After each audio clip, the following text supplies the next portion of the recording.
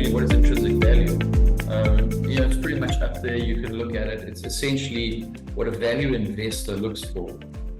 It's one of the fundamental approaches to analyzing a company in terms of that. Basing not what it's worth today, but in terms of what in the future, in the next 6 to 12 months, cash flows are going to look like. Cash flow is the oil that every corporate engine needs. Without oil, the engine will stop, it will seize, it will break down. It has to have cash flow. And if it cannot service debt, for example, there's going to be a problem. But basically what value investors look for is unlocking the significance of value between what it's currently worth and what it's basically worth in terms of the forward pricing of cash flows.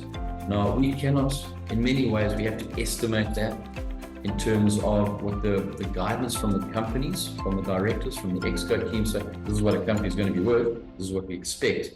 Things can intervene. Nobody predicted it's always been simmering there, but nobody expected a sudden conflagration in the Middle East. It happened, and because of that, for example, Carnival pulled out of the Western Mediterranean.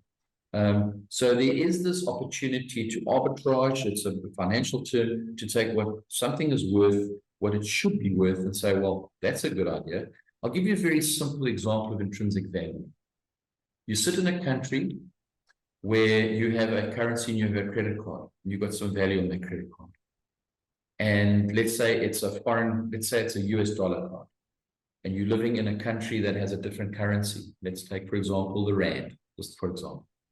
And suddenly the currency there's a fluctuation, and the Rand loses 25% of its value overnight.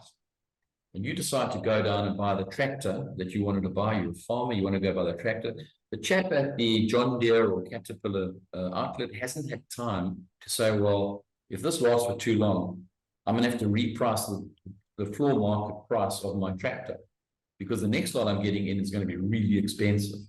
And you go down and you say, that tractor is worth X. It's the same tractor that's coming in on the next consignment.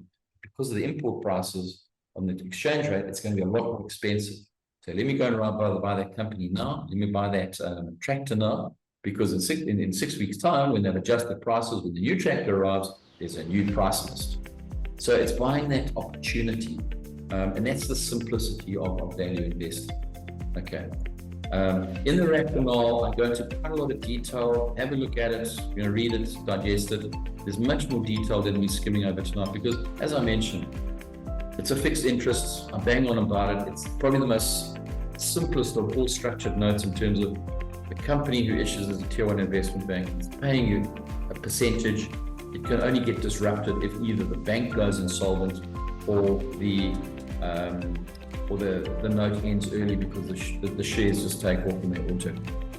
Okay. And then just in terms of the stocks themselves, the relevance is to the order pool and to the very last observation for the capital protection. There's no relevance of the share prices during the term to trigger the income, because the income is automatic. It's completely irrelevant what those stocks are doing in terms of the income.